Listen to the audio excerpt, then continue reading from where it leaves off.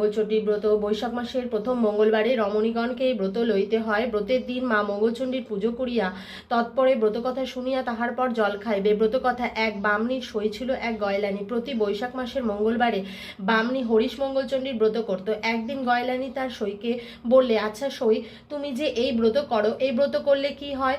বামনী বললে, যে এই ব্রত করে তার কখনো চোখে জল পড়ে না, চিরকাল সুখে কাটে।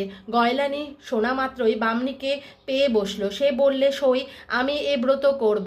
বামনী সইকে অনেক বোঝালে, পরে বললে, এ ব্রত ভারী শক্ত, এর অনেক নিয়ম, তুমি গয়লার মেয়ে, গয়লার বউ, এসব লটঘটি মেনে চলতে পারবে না, তোমার এই ব্রত করে কাজ নেই। কিন্তু গয়লার বউ কিছুতেই ছাড়ল না। সে বললে, হোক শক্ত, প্রাণ যায় যাক, তবু আমি এ ব্রত করব। তুমি সই আমার এর নিয়মগুলো বলে দাও। বামনী তখন কি আর করে, কাজেই ব্রতের নিয়ম সব বলে দিল। গয়লা